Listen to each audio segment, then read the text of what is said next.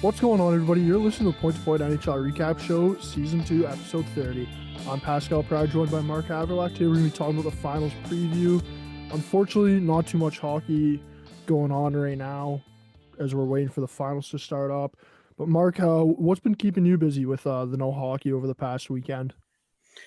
I was honestly up in my cottage this past weekend. Weather was kind of shit, though, for the most part. I feel like today was like the first nice day we've had in a while. Honestly, I got around to golfing, watched the semifinals and the finals of the Memorial Cup. Congrats to London on winning. Fuck, they had a hell of a team. But yeah, I mean, besides that, I don't know, just kind of hanging out, getting ready for the finals. Really wish it was starting tonight, but I mean, got a couple more days, kind of build up the anticipation. Curious to see what your thoughts are overall in this finals. Obviously, the first rematch in 18 years or whatever the heck it is. So, I mean, I think it's going to be a really good one. How you been doing, though, man? What have you been up to? I've been not up to too much. I wish I went golfing this weekend. Unfortunately, couldn't get out. I've been watching a fair bit of F1. That's become sort of my summer sport now. So when the hockey's winding down, F1's starting to ramp up. So I've been kind of keeping an eye on that. But I'm with you, man. I wish we had the finals starting off tonight. Unfortunately, we gotta wait those extra couple days till Wednesday night. But hey, let's get right into it, dude. Stanley Cup Final, it is officially set now. It's between the Edmonton Oilers and the Florida Panthers. And the Oilers, they beat the Stars in a dramatic Game 5 to move on to the finals. Mark, I want to start off talking about the end of that series. What were your thoughts on that Game 5? Oh, man, I feel like Dallas put themselves into a hole like really early on in that game, right? Like they came out pretty flat-footed. Obviously, like kind of everyone's talking about this whole Ottinger situation, him getting pulled 2-on-2 shots. But I mean, the way he was pulled was definitely strange, right? Like I truly believe that Pete DeBoer didn't actually make up his mind until about 5 seconds before he called Ottinger over to the bench. If it was my opinion, I probably would have left him in for at least if they scored that third goal pretty quickly, then I maybe would have pulled him. But I think in an elimination game, and considering that he had probably been one of your most consistent players up until that point, I felt it was a little bit unfair to him, to be honest with you, especially doing media before Game 5 and him getting asked about Ottinger and saying that Jake Ottinger is the player on this team I'm the least worried about right now. And you kind of just let him go 2-on-2 shots. Look, I mean, that first goal, I don't think he had a chance on the Corey Perry backdoor one. He probably could have stopped that breakaway one. I don't really like when goalies letting 5-hole goals unless they're kind of on a tip. But I mean, I don't think I would have pulled him at that point. I think it's a bit too early, especially in an elimination game. Like, DeSmith really hasn't seen much action, right? Like, I mean, I think Ottinger got pulled once in the first round, and that's really all he's seen there. But I don't know. It felt like a huge desperation attempt by Pete DeBoer. I also didn't really like his comments after the game. I feel like it's showing that he doesn't really have much faith in Ottinger, considering that's 2 years in a row now that they've lost to the Oilers. But I mean, I think their problems go way deeper than Jake Ottinger, to be quite honest with you. I think a lot of their forwards showed some pretty inconsistencies throughout these playoffs. I felt like Robertson just kind of got going there near the end. But do you kind of feel like they almost have like too many cooks in the kitchen?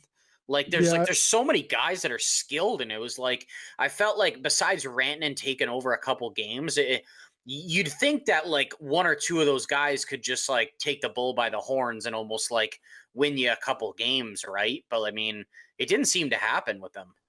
No, I'm with you, dude. I feel like it is kind of too many cooks in the kitchen, and it is a lot of skill guys, as you said, right? Like, if you had more guys that are going to the net, getting to those garbage areas, like I think Dallas would be in a bit of a better position, right? Like, you look at Corey Perry and the success he's having in the playoffs. Like, yeah, he is playing with McDavid and on that power play a lot of the time, but that is a guy who's 39 years old now, and he's going to those grid areas and getting some of those garbage goals. Like, I think if Dallas had a player like that or a couple players like that, and maybe couple of skill guys, it would benefit them. Because for me, the only way Dallas was scoring was off the rush, like in the slot. Like, they weren't really getting in front of Stuart Skinner that much, getting those garbage goals. And man, in the playoffs, you need that. And then to touch on the Jake Ottinger situation, See, for me, I'm pretty back and forth on it, dude, because I don't necessarily agree with Ottinger getting pulled. Like, I do understand it is an elimination game, but it's like, man, Dallas came out so bad, dude. They didn't look like they wanted to be there whatsoever. So it's like, if I'm DeBoer, like, I can kind of see why you are pulling Ottinger because it's like, man, throughout the entire playoffs, this team has never, never opened up the game strong. They've never been on the lead, right? They're always playing from behind, which is impossible to do in the playoffs.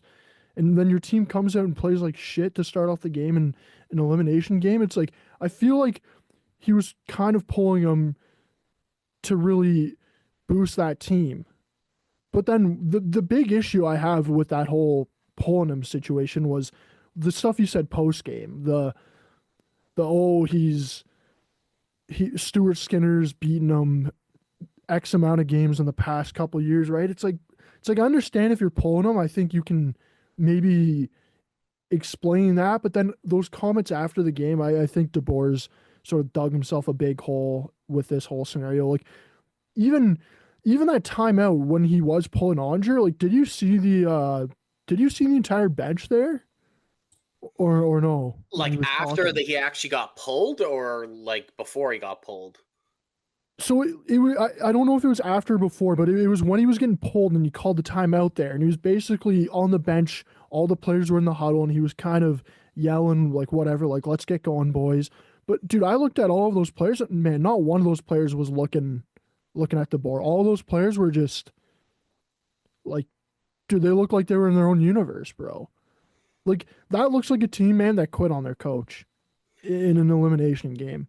I don't So know if you feel the same or not, but I I mean I kind of do, but I mean like I also feel like DeBoer's a really good coach, but he just kind of he's never been able to win the cup yet, right? And I mean like yeah. I feel like he gets out coached a lot. Like I don't know. I've seen some things about him potentially not being back.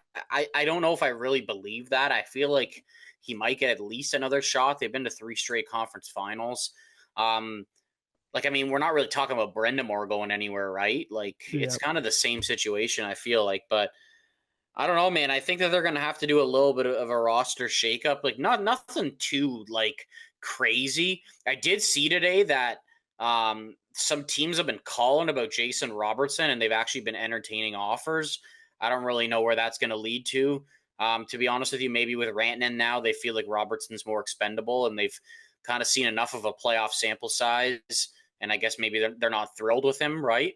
Yeah. But considering he had like 108 points a couple seasons ago, I think he's just kind of had a little bit of a downward trajectory since then. Like obviously he's still a great player, but I mean he hasn't really built off that season right at all. With this Dallas team, dude, I still think they really got to consider improving the right side of their defense. I think it was a huge issue. We talk about. I've been talking all season how I thought Labushkin and Dumba were two of the worst signings this offseason. Neither of them were playing at the end of the series. They combined for one game this whole fucking series. So Yeah. I'm going to be honest with you. If it was me, I would. You're going to lose CC. I maybe keep Labushkin, but I would highly consider buying out Dumba if no one's going Yeah. to get him in a trade.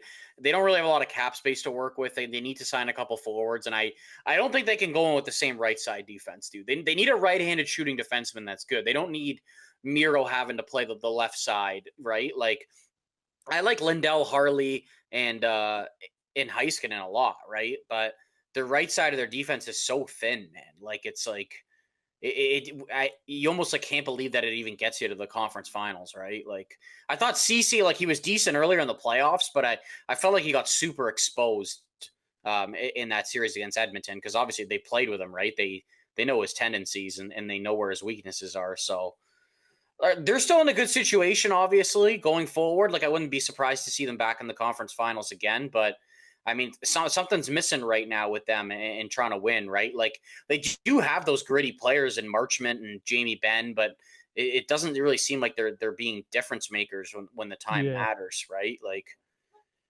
Yeah, I almost think they need a couple more of them. It's so much skill that they have in their lineup. Like you can't have that much skill and be able to put all those players in good opportunities to perform. It's like you even look at their power play, dude. It's like how many guys aren't on their first power play that are like pretty high skill players, right?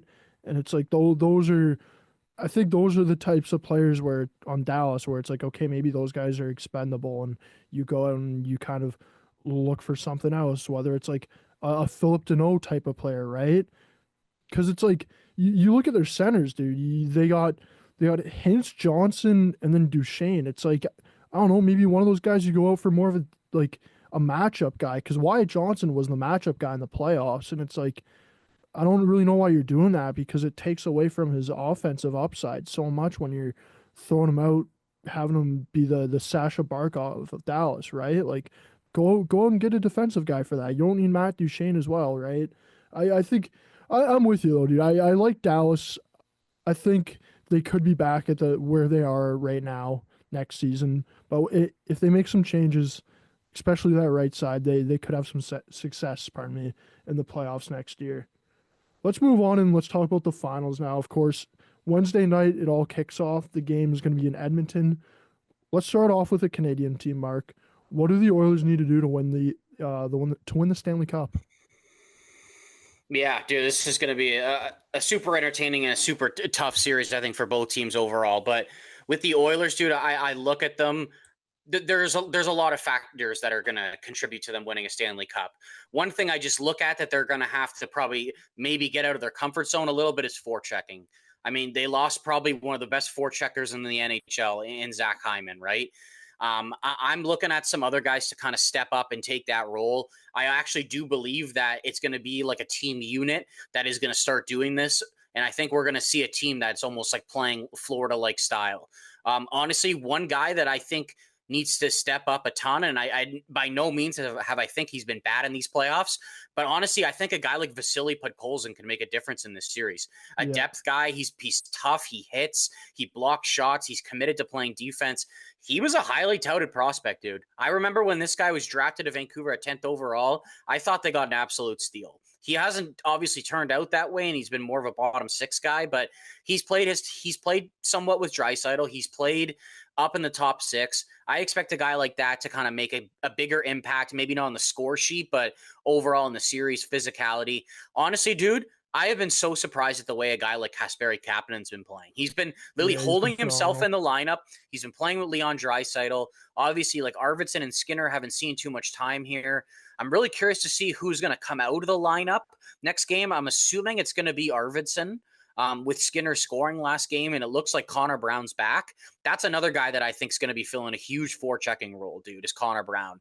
He was honestly really good in the Stanley Cup Finals last year, and he's been really good on this playoff run, and I don't expect anything less than for him to be a very key penalty killer and contributor on the forecheck. The one thing that's going to be a little bit different in this series, I think, for Edmonton is with Stuart Skinner. He's been playing great recently. But like you said with Dallas, they didn't really challenge him a whole lot in going to the net and like getting bodies in front of him. Well, dude, it's going to be a complete 180 in this series. It's Yeah, how is Stuart Skinner going to handle the traffic and the commotion in front of the net, getting bumped that extra couple times a game? Is it going to set him off his game? I'm going to be honest with you. When I looked to last year's Stanley Cup Finals, I thought for the most part Stuart Skinner was pretty decent. I would say he was probably a little bit above average, and I think Bobrovsky was probably a bit better than that. I think he played some good factors on them coming back from that 3-0 series lead. Obviously, they had like that 8-1 win where goaltending didn't really seem to matter in the win aspect, but I'm fairly confident with Stuart Skinner heading to this series. I think he kind of like last game was not a stinker by any means, but I mean, he let in a goal or two I really wasn't happy about against Dallas. That 5-hole goal to begin the third, like yeah, that almost scared me right away. Where I was like, oh shit, like is this you know what I mean? Is he gonna crumble? But dude, kudos to him. He stuck in there and he ended up getting the win. And other times, dude, you look at it and it's like with Stuart Skinner, one bad goal becomes two, becomes three, right? And it's like if he can almost let that bad goal in, and then it's like that's it, you're fine with that, right? So I'm not too worried about Stuart Skinner, but at the same time, when you're looking down the ice at Sergei Bobrovsky, like like Stuart Skinner can't be average and win the Stanley Cup, right? Like he Yeah. needs to be playing well. So it does worry me a little bit for him, considering I think Bob is going to play well, but there was points of last year's series where Edmonton got to him. And I feel like at the same time that Edmonton's depth was not nearly as good last year as it is this year. Like, I think I saw after game 3 or 4 of the Dallas series, there was 8 or 9 forwards that had 4 goals on Edmonton, and 7 of them were basically on pace for like if it was an 82 game season, they were all 7 of them were on pace for 27 plus goals. Like, that's depth Yeah. scoring, right? Like, you need everybody to contribute. And the thing is, what I like about the Oilers this year, it's kind of nuts. Like, Arvidsson, Skinner not playing, you get injuries, and like those are the guys that are filling holes. Like, it's Yeah. crazy. Like, I know that they haven't been performing to like their best abilities this year, but even Jeff Skinner gets in the lineup, he scores, right? So, I mean, they do have a lot of depth, but at the same time, like if we're talking about Florida, they do as well. So what do you think Edmonton would have to do to win the series? Am I really missing anything? I know I didn't really talk about their defensive play much. They're obviously just going to have to continue that, in my opinion, and probably even bring it to another level because they have been really good defensively, right? Like, Yeah. it's not all just about, oh, Dallas didn't try to get to the inside. It's like, I think Edmonton's defense did a very good job at keeping them to the outside. And they made, as good as Stuart Skinner was, they made life very easy on him. Like Yep. he would make 10 bell saves here and there, but like it wasn't the best performance from a goalie I've ever seen in my life, right? Like I've seen goalies way more hung out to dry than that, but you got to give kudos to the Edmonton D, and I think they've got to play the same way, probably even better, to be able to win the cup.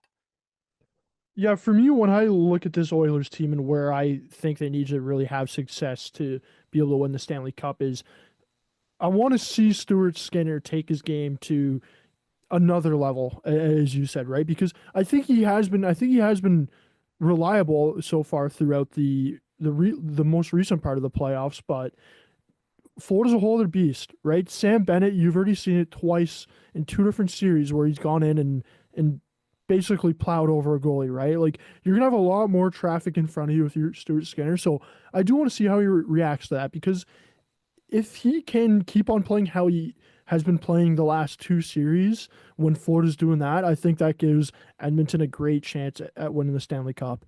The other thing I want to see the Oilers do is continue to have this full team approach as they've had, right? Like you mentioned the depth. Their depth has been phenomenal this year.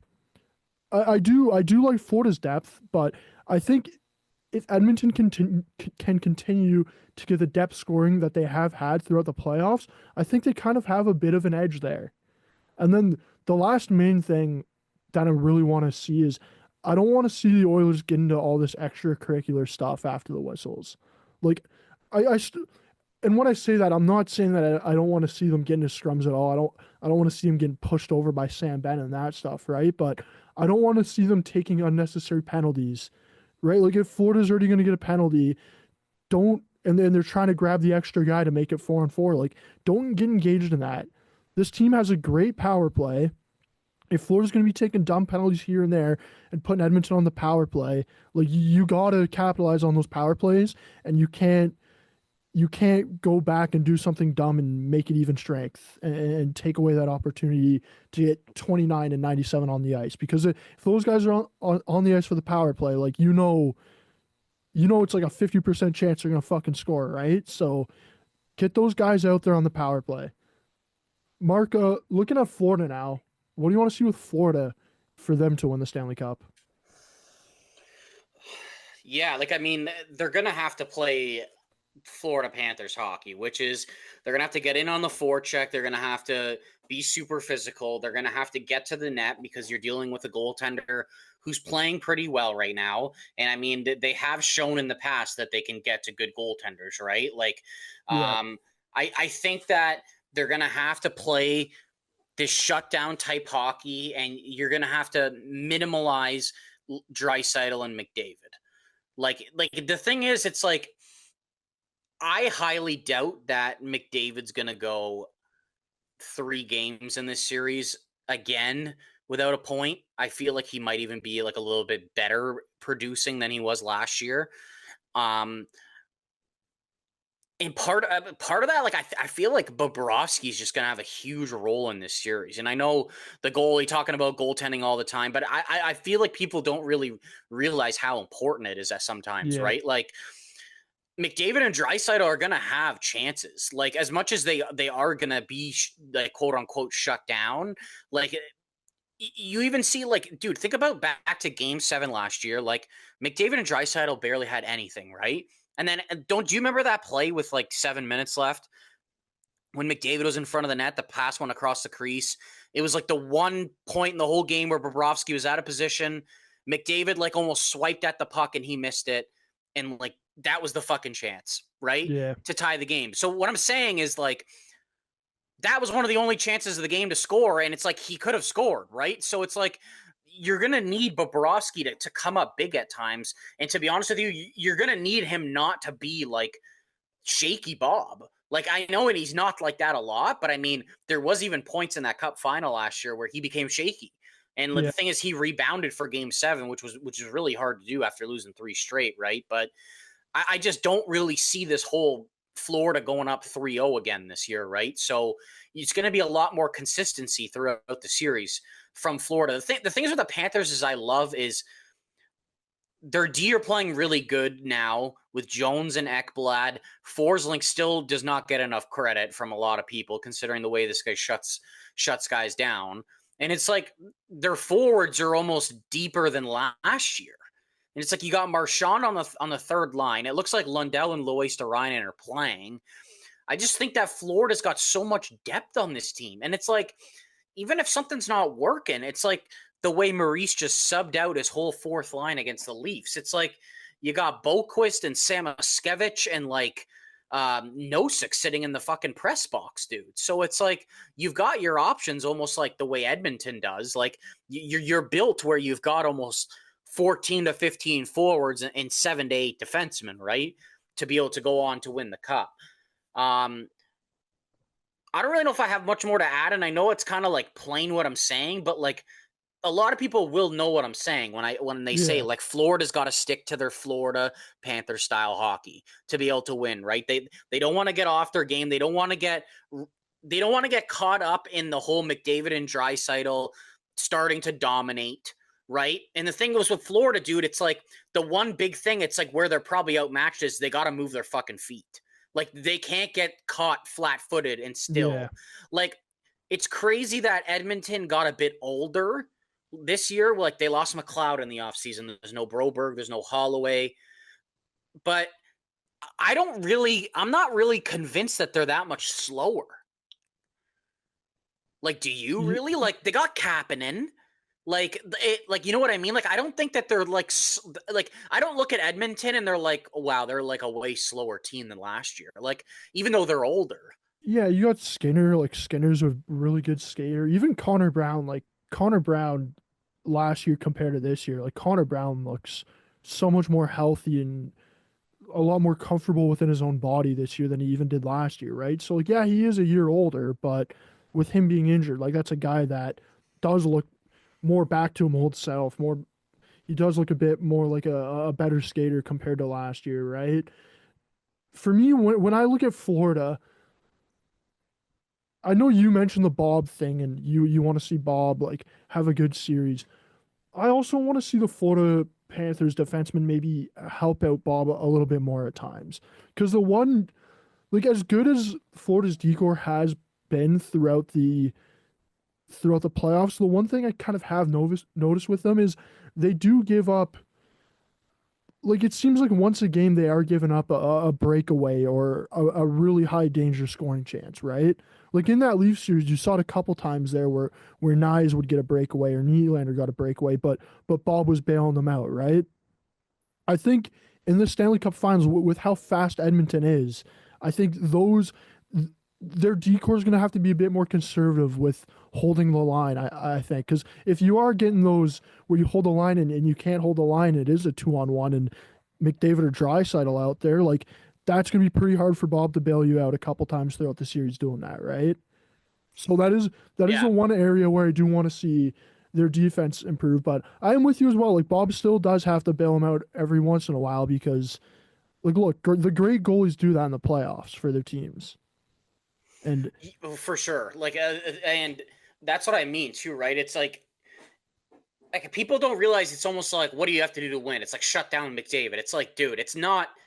It doesn't really work like that. Like yeah, guys like McDavid and McKinnon, like you don't like even Sid, dude. It's like you don't really even necessarily shut them down. You can sometimes, but I would say most likely even when you end up beating them, like they're not necessarily like quote unquote shut down, right? Like it's just like you're neutralizing them. Like yeah, you're instead of them getting 3 points, you're hoping they're getting one at max two, right? And it's like that extra goal that you're not letting in could help you win games, right? And it's like there probably will be points at this series, like where McDavid and Draisaitl might get 3 points a game or more, right? But I mean, you just gotta hope that it doesn't become a common, like too common in the series, and you're able to like neutralize them at points because like Nuge has been good too, dude. yeah, he Like has. fucking Corey Perry. Like I don't. That guy's not retiring until he's like 45, right? Like, come on. Like he just turned 40. He looks unbelievable, and it's like I'm loving Edmonton's depth this year, the way they're playing. But at the same time, like Florida doesn't look like any less good to me. Yeah, Like they don't look any worse to me than they did last year. Like I'd be almost convinced that this year's team could be last year's team. yeah, it would be interesting. Like as you mentioned, you have Marchand now that you added to this team. Like that third line is probably the best third line in all of hockey with Marchand, Lundell, and Listerinen, right? Yeah. Plus, all these players too got an extra year of experience in the playoffs, and they did win the cup last year. The other thing I do want to see the Panthers do though is you really do gotta keep on doing what they've been doing throughout the playoffs and going after the Oilers D, right? Like Ekholm, he's back now. Don't know how healthy he is, but like you gotta go after him. You gotta go after Bouchard. Like don't make it easy on these Oilers defensemen to get the puck out to their forwards because if it is an easy time for the Oilers defensemen to get the puck up to McDavid and Draisaitl or Henrique or Nuge or whoever it is on their forward core, I think that's where you will see it really hurt Florida. Mark, now that we've kind of talked about each team and what we think they need to do to win, what's your prediction for the series? Oh, bro. I'm gonna be completely honest with you. I people have asked me this, and I've literally told them that I don't even know what my answer is yet because I've been so back and forth on what could happen in this series. Um, I I'm gonna be honest with you. I kind of just decided about like 30 minutes ago, and I'm just going with my gut instinct here. I'm going with Florida in six. Wow. Yeah. Wow. That's interesting. What See, about you? I'm the exact opposite of you, dude. I think this Florida team is better than that Florida team last year. But on the other side, this Oilers team, I think, is better than last year's Oilers team. And the way they've been playing in the playoffs so far, I've said it for the last however many episodes. I'm no longer betting against McDavid and Draisaitl, so I got to bet on them. I'm going with the Oilers in Game 7. I think they're going to get it done this year At home. at home.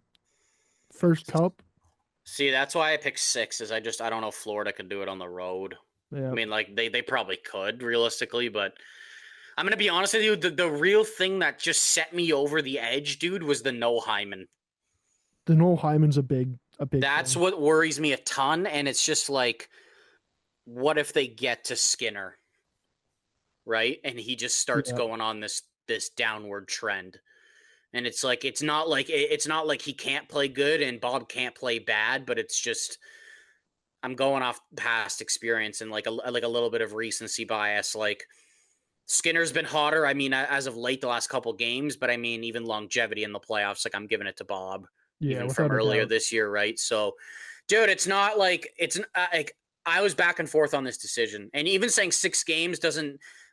I'm not trying to make it seem like it's not going to be as tight of a series. Like I think it's going to be a really tight series, but I mean, I just think that Florida could maybe do it at home in Game 6. Like I'm just more envisioning a 2-2 series. Honestly, Florida wins in Game 5 on the road, and then they close it out in Game 6. Like I really hope it's going to be a crazy series. And look, dude, at the end of the day, I fucking hope this goes to 7 games. Like I would love to see 7 games of this once again. I think that it's going to be pretty crazy. I think, I feel like the first round was really good, and then the second round, it wasn't as good. Like the Leafs, I felt like the Leafs series was definitely the thing that was the most entertaining. And then it was like the conference finals was pretty disappointing on both sides. So it's almost like you're hoping we're just saving the best for last here and getting a really good Stanley Cup final once again. Like crazy to think a team had a 3-0 series lead last year and it was like an incredible Stanley Cup final, right? Like it's still in the end. So hopefully we can top that this year. And obviously, what do you think about that McDavid like stat with like Crosby and Gretzky? Is that what makes you think he's going to do it too? See, honestly, it's like kind of yes, but kind of no, because like when I'm looking at the stat, I don't think it's like, oh well, like those guys did it, so he's gonna do it. I'm more looking at like, man, like you saw the guy's speech last year in the locker room, right? Like on that Amazon Prime show or whatever it was. Like you saw how dialed in he was as a leader. You saw how heartbroken he was at points last year throughout that playoff series. Like I think this is a team where there is a lot of turnover, right? Like I think a lot of those players, man, they're not going to want to go through what they went through last year. So it's like I could see him coming out and having a really strong game 1 and 2 at home in this series. I'm not saying they're going to go up 2-0, but I don't think they're going down 3-0 this year. And if they don't go down 3-0 this year, like man, that boosts their chances so much compared to last year. And last year they were just short of getting it done, right? Yeah, man, it's gonna be. I can't wait for it to start, dude. It's gonna be an incredible series. Like a lot of people almost don't want the repeat finals, but I kind of love it, dude. I mean, I love when teams are almost going for dynasties or like you've got the best player in the world, like right here to win a Stanley Yeah. Cup, right? So honestly, I hope he gets it done. I'm rooting for the Oilers personally. I just have this gut feeling in me that Florida's gonna repeat, but I mean, we'll see, and we're gonna have another episode halfway through the series too to Yeah. talk about it. Dude, you even got your Oilers hat on right now.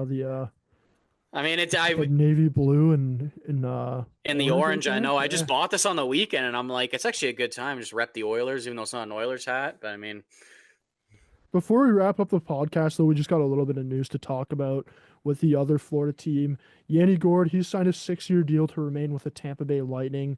The deal has an AAV of $2.33 million. Mark, what are your thoughts here on the deal? it's actually pretty good in consideration to like. I feel like that's probably when Tampa's window would probably be like completely closed with like almost all their star players phasing out or like getting worse at that point. I mean, you're getting like probably like an average third line player for like fourth line money at this point, and you're giving him the security of having this money for 6 years. So, I mean, he had a pretty good contract that he was coming off of, like making over 5 mil for six Yeah. years. So he's made some pretty good money as like a middle six player. And I guess that he probably loves Tampa so much that he just wants to stay. Like even when like he left, dude, it wasn't that they didn't want him. It was just he got picked up in the expansion draft. He just wasn't a player that they could protect. Yeah. And I think he understood that too, right? Considering who else is on the team and who you'd have to protect over him. So I mean, good for him on the contract. I had a huge feeling he was going to end up staying there anyway. And like we're talking about Tampa's depth not being as good as it was in the past, where well, that's a piece that you're getting back that had helped you win 2 Stanley Cups. So I think it's a good signing. I don't really give a shit about the last like 2 to 3 years of the deal, to be honest. The cap's going to be up so high that, dude, that's probably going to be like an average fucking fourth line salary in like 5 years, to be honest with you. So And it's like he might by be that point injured too. anyway. He might be on LTIR, to be honest. He's Yeah. kind of known to get injuries as well. So I like Yanni Gourde. I just think he's probably like more of like a third liner at this point. But he plays like a tough, gritty game, and he's pretty solid defensively too, right? You can't really expect a lot of offensively out of him. If he's putting up like 30 points and shutting guys down, I think he's doing his job fine. But yeah, I'm all with you on that, dude. You're gonna have him and and Nepal combined on that third line making just over $5 million a year, right? So Yeah. that's great cap management there. Yeah, it is a bit long, the 6 years, but you saw it kind of with Chris Tanev signing in Toronto. Like, I think this is a deal where you give out the 6 years, expecting him to play four and just LTIR that the last 2 years. Because he is 33, so this deal will take him till he's 39 if he plays it fully out.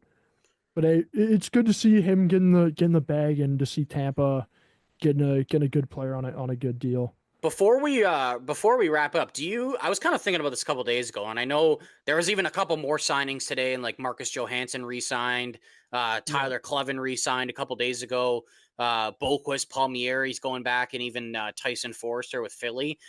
Did you not feel like though that there's been like less like re-signings to this point? Like I know that unrestricted free agencies in a month, and I know that there will be a lot of signings down the road, but like do you feel like it's like we haven't really heard much? Like, even by this point, I feel like we even had a trade or two. Like, Markstrom was traded pretty early last year before the Cup Finals. I think I saw a stat that by by puck drop of Game 7 of the Cup Finals, there was 5 trades, and Ullmark was the last one. He was traded like 10 minutes before Game 7 Yeah. started. So I don't know. I just feel like there hasn't really been a lot. Like, but I mean, it probably is to come. You know what I mean? But maybe teams are really like evaluating like what they can do now. Like I feel like some teams are going to go crazy this offseason. I think it's partially. I think there's a couple of things that are kind of mixing into it. I think it's partially that. I think you're also kind of seeing that there are some pretty significant names out on the market right now, so everybody's kind of getting a feel there, right? It's like last year was mostly goalies that were the big names. Where it's like this year you got like Elias Pettersson's a guy that's kind of on the market right now, right? It's like you got him. You got Anderson in Calgary that's on the market a little bit. Like Carlson might be on the market. There are some pretty big names out there. So I kind of think it's you're sort of seeing teams really trying to figure out like what's the best option here and how much are we having to give up. The other thing too that I think is playing a big role, I think that is playing the biggest role in why we haven't seen so many trades so far is I think a lot of teams are just looking at this year's draft class and going like, man, like I don't really want a first round pick this year. I'd rather Yeah. wait it out and see what I can get after the draft, right? Yeah, I really wonder how much I know a lot of people say it every year, but I really wonder in a year like this how many moves are going to happen on the draft floor. Yeah. Like I don't think we had a single trade in the first round last year, or was it the year before? It must have been the year before because Zeev Bouillon got that trade. That was a Yep. trade. But remember, there was it must have been 2 years ago when there was no trade in the first round. I don't see that fucking happening at all this year. I think that teams have probably got their list of like 15 guys or so. Honestly, I've been working on my next mock, and I think I'm down to like I think it's like I'm at 13 guys, and then I think it's like a tier down, and it's almost like Yeah. it's like what are you going to become kind of thing. I got a hot take for this draft, dude. I have a hot take that a goalie is going 20th overall this year to Columbus, Joshua Ravensbergen. That's my hot take for the draft this year. And honestly, I think we're in a year where the draft isn't that good. You should take a shot on a 6'5" goalie who's really talented, to be honest with you. But yeah, I don't know. It's going to be a crazy year with the draft, dude. And I think that a lot of guys could get moved for picks. Like even Rossi's on the block, dude. I'm seeing Yeah. like, dude, Paterka apparently doesn't want to re-sign with Buffalo. Like, there's a Apparently, lot of fucking guys, dude, that could get traded this offseason. Martin Necas might be on the market with Colorado. Like that's a surprising one, but the guy's going to be an RFA next year. Does Colorado want to pay him? Yeah, that's the thing, right? They didn't want to pay Ranton, and Yeah. that's kind of what I saw with this trade was I was like, you kind of just prolonged your problem to 1 year down the Yeah. road to when you're gonna have to pay Natchez, right? So I don't know, dude. Going to be a super interesting offseason. I'm kind of looking forward to more signings to come here and see where some of these like UFAs end up going. But I feel like it's going to be pretty chaotic around like the draft and like, you know what I mean? Even after the draft, like obviously it's like decentralized this year. Like they're not actually traveling to the draft, and the Yeah. combine's happening this week too, which will be even more. I think it's going to be even more intense than other years because it's like this is the only time the GMs are going to see these players and Yep. be able to talk to them, right? So I think it's going to be pretty intense, and I think this draft is going to be nuts. Like I think that there's going to be guys that are just going all over the fucking place, and you don't even like it. It's almost just like after the top 15, you don't even know who the fuck is ranked where. Like, it's just like, it's like a bunch of like middle six fucking players. Like, who do you think is the best after like the top 15, right? Like, it's like, then there's a couple goalies you can kind of sprinkle in there, but I don't know, dude. Looking forward to the Cup Finals in the offseason for sure. Yeah, Cup Finals is going to be a blast, and with the regular season and Stanley Cup playoffs coming to an end, we are going to get that lucky time of the RFAs, UFAs signing on July 1st, and then the draft just before that. So that's going to be a ton of fun to keep an eye on, and we'll be coming out with podcasts for that as well. We'll probably end up doing a mock draft episode at some point, but we'll be back next week for some more talk about the Stanley Cup Finals. We'll probably be about 4, maybe 5 games through when we release an episode next week. So stay tuned for that. And for everybody tuning in right now, thanks for listening in.